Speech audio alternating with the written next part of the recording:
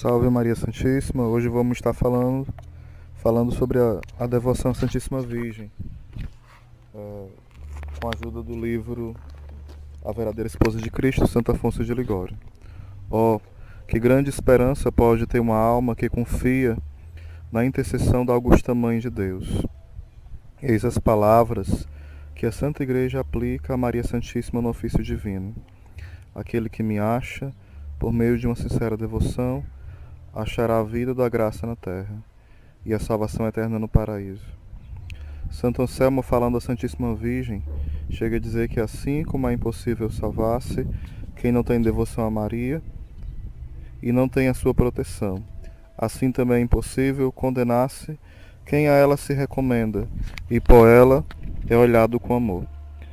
Santo Antonino assegura igualmente que todos aqueles que estão sob a proteção desta grande rainha serão salvos infalivelmente. E segundo São Boaventura, os que são favorecidos de Maria serão, desde esta vida, reconhecidos pelos habitantes de Jerusalém, da Jerusalém Celeste, os seus concidadãos. E os que trouxerem a libré desta clemente soberana serão inscritos no livro da vida.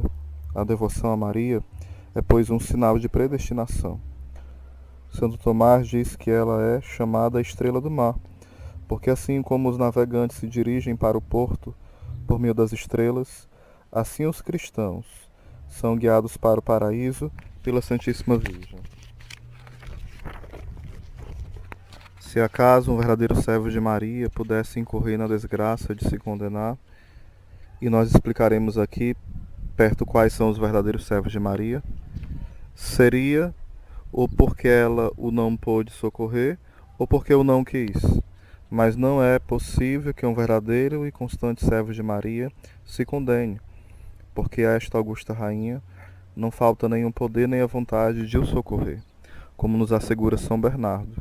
É o que vamos provar. Vejamos antes de tudo quanto Maria é poderosa junto de Deus para ajudar seus piedosos servos. Para nos inspirar confiança nesta grande advogada, a Santa Igreja nulo faz invocar sob o nome de Virgem Poderosa. É que, com efeito, Deus Onipotente a tornou tal, como deu a entender no seu cântico. E Teófilo, patriarca de Alexandria, dá razão nos seus escritos. O filho diz: estima ser rogado por sua mãe, porque deseja conceder ao seu pedido tudo o que outorgar aos homens, e recompensar assim um benefício que lhe deve por ter dela recebido o corpo. Santa Brígida ouvi um dia Jesus dizer a Maria: minha mãe, pedi-me o que quiserdes, pois sabeis que nenhum de vossos pedidos pode deixar de ser ouvido por mim. E depois acrescentou: nada me recusastes quando viveis na terra, nada vos recusarei agora que viveis comigo no céu. Qual é a razão principal por que as preces de Maria são tão poderosas junto de Deus? Respondo: é porque ela é a mãe de Deus. As preces de Maria, sendo de mãe, têm certa razão de mandamento, nota Santo Antonino, e por isso é impossível que não sejam ouvidas. É por isso que, pronunciando estas palavras que a Santa Igreja nos faz dirigir a Maria, mostrai que sois mãe. O beato Alberto Magno as entendia neste sentido. Minha soberana, mostrai que sois mãe. Usai da vossa autoridade materna e mandai que vosso filho se compadeça de nós. São Pedro Damião exprime o mesmo pensamento e diz que quando Maria vai pedir uma graça a seu filho para seus devotos, manda de algum modo em vez de pedir, como se fosse senhora e não serva do Senhor. E Cosme de Jerusalém chega até a dizer que a proteção de Maria é onipotente. É o que confirma Ricardo de São Lourenço, dizendo: Maria é onipotente, porque é justo que a mãe participe do poder do seu filho. O filho é onipotente por natureza, e a mãe é onipotente pela graça, que quer dizer que ela, com suas preces, obtém tudo o que quiser. Por mais perdido que esteja o pecador, se recorrer a Maria, ela o salvará por sua intercessão, segundo estas palavras de São Gregório de Nicomédia. Ó Mãe de Deus, tende forças invencíveis, a fim de que a vossa clemência não seja ultrapassada por nenhum número de pecados. E nada pode resistir ao vosso poder, porque o vosso Criador, de quem sois mãe, considera a vossa glória como sua.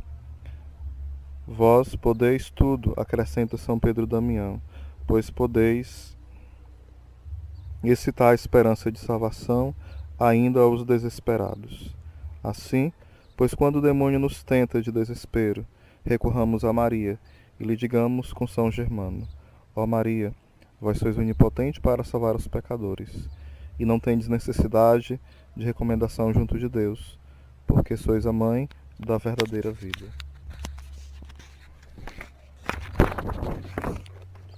Vejamos agora como Maria quer e deseja ajudar os seus devotos. De que nos serviria o grande poder de Maria, pergunta São Boaventura, se ela não tivesse cuidado de nós. Mas diz o santo: tenhamos por certo que assim como é junto de Deus, mais poderosa do que todos os santos, assim também é mais zelosa da nossa salvação.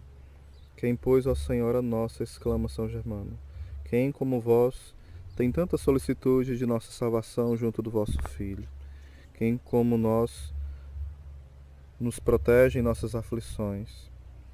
Quem se ocupa tanto como vós em ajudar os pecadores? Ó Maria, vosso patrocínio é maior do que podemos compreender. Santo André Avelino chamava a Virgem Maria a agenciadora do paraíso. Mas quais são os negócios de que ela trata no paraíso? Está constantemente orando por nós, a fim de nos impetrar as graças que lhe pedimos. Disse ela um dia a Santa Brígida: eu sou chamada Mãe da Misericórdia, e verdadeiramente o sou, porque tal me fez a misericórdia de Deus. Certamente foi a misericórdia de Deus que nos deu essa grande protetora, porque nos quer salvar. Portanto, acrescentou Maria: infeliz e eternamente desgraçado será aquele que, podendo nesta vida recomendar-se a mim, que sou tão misericordiosa para com todos os homens, deixa de o fazer e se condena. Segundo São Ricardo de São Vito, Maria é tão cheia de misericórdia que apenas vê misérias, vem logo socorrer, e não pode ver ninguém em necessidade sem vir ampará-lo. Assim praticava ela desde quando viveu nesta terra, como vemos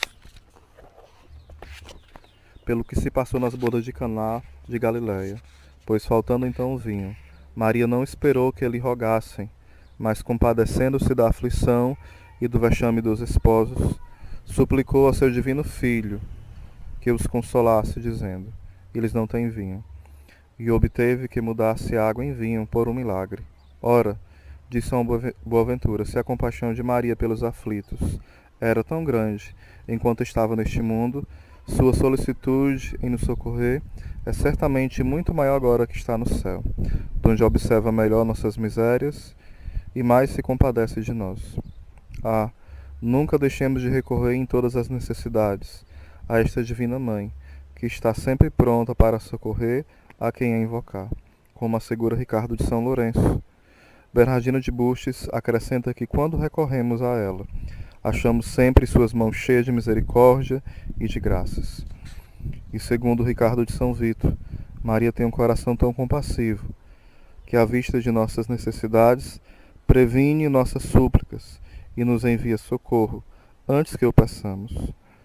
Porque, pois, conclui São Bernardo, tememos nós não ser consolados quando recorremos a Maria. Ela nada tem de austero, nada de terrível, é toda doçura e bondade para os que ela se recomenda. Como poderá deixar de ouvir com benevolência quem a ela recorre, se ela própria anda em busca dos miseráveis para salvá-los? Ela nos chama a todos e nos faz esperar todos os bens. Se recorrermos à sua proteção, em mim, diz ela, acha-se toda a esperança de vida e de virtude. Vinde todos a mim.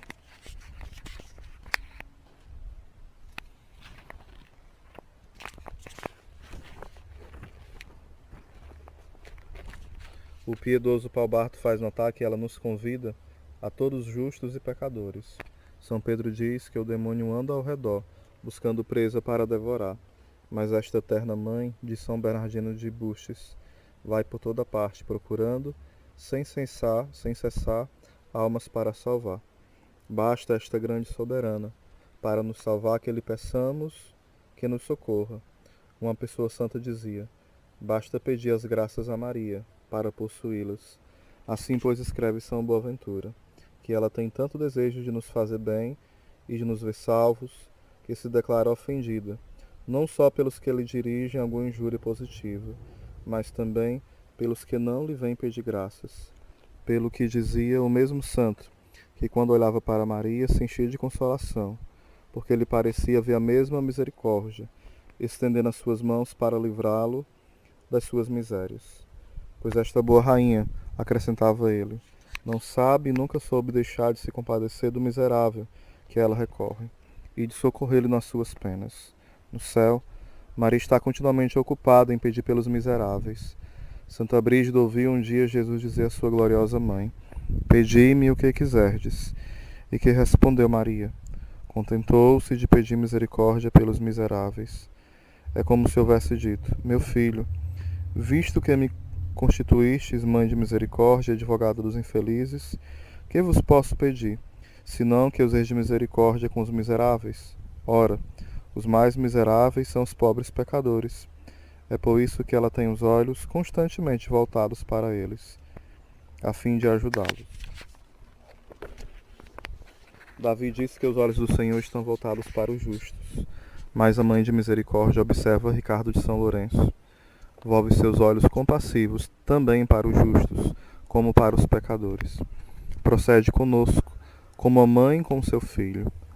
Ora, a mãe tem sempre os olhos sobre seu filho, a fim de velar para que não caia, ou correr logo para levantá-lo, se cair. Diz o idiota que o Senhor constituiu Maria a advogada de todos os homens, mas é propriamente dos pecadores que ela é advogada, porque são propriamente os culpados, e não os inocentes que necessitam deste socorro. E por isso Dionísio, o cartusiano, a chama advogado de todos os celerados que ela recorrem. Antes dele, São João Damasceno a chamou cidade de refúgio para todos que se encomendassem a ela. Depois destas considerações, São Boaventura excita nossa confiança nestes termos: pobres pecadores, já perdidos, não desespereis.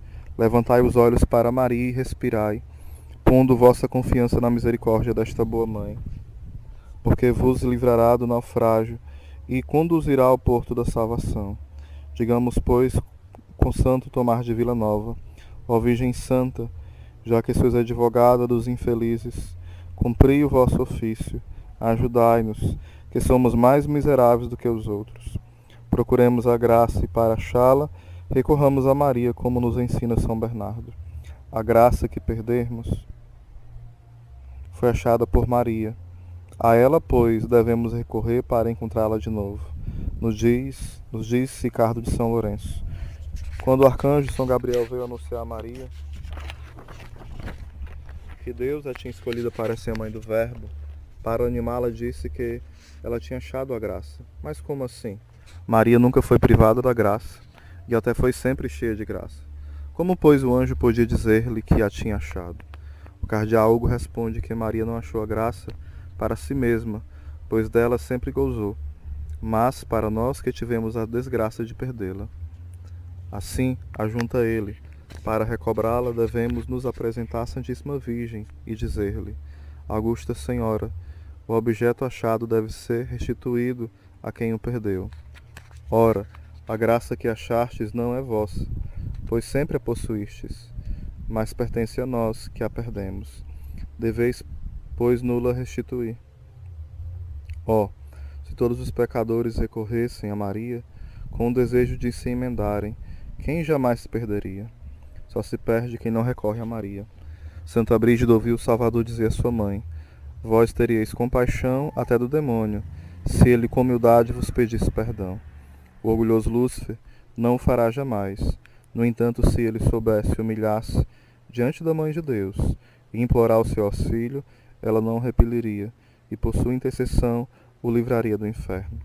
Falando assim, Jesus Cristo quis nos dar a conhecer que Maria salva todos os que a ela recorrem. É por isso que São Basílio a chama hospital público.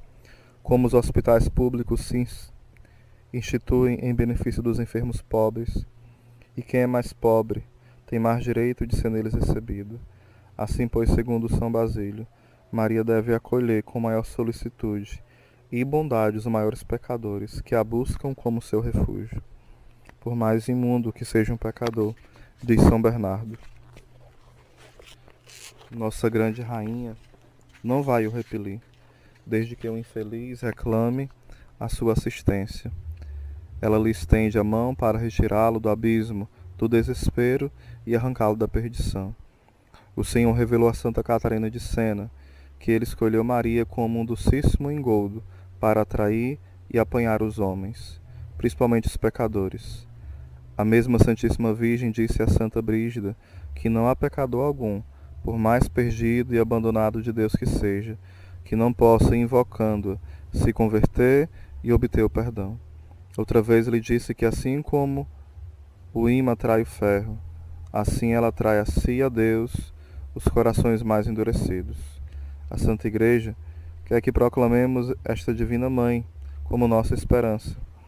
O ímpio Lutério não podia suportar, como dizia, que a Igreja nos ensinasse a chamar Maria nossa esperança. Dava como razão que só Deus deve ser a nossa esperança, e que o Senhor amaldiçoa todo aquele que põe sua esperança na criatura. Isto é verdade. Quando alguém confia nas criaturas independentes de Deus, mas nós, se esperamos em Maria, é porque a consideramos como nossa medianeira junto de Deus. Tanto mais que Deus, segundo São Bernardo, depositou nas mãos de Maria todo o tesouro das graças e dons que nos quer outorgar. O Senhor quer, pois, como acrescenta o Santo Doutor, que reconheçamos dever a Maria todo o bem que temos, pois que ordenou que todos os dons que nos quer dar passem pelas mãos de Maria. E por isso o mesmo santo a chamava salvação dos que a invocam. Este Santo Doutor nos fala o seguinte: basta invocar a Maria para se salvar. Digamos, pois, frequentemente com o mesmo santo: quando nos assaltar o temor de sermos condenados, Senhora, eu pus em vós as minhas esperanças. Pertence a vós pensar em me salvar e preservar do inferno. Não, exclama Santo Anselmo, um verdadeiro devoto de Maria não vai ao inferno. Basta que ela ore uma vez por ele e diga ao seu divino Filho que o quer ver salvo. Foi um pouquinho sobre a poderosa intercessão da Virgem Maria, e que não se perderão aqueles, que nela colocam sua esperança. Lembrando aqui que a gente não pode pensar como o herege Lutero, que traiu a fé e não entendia essa expressão que a Igreja usava.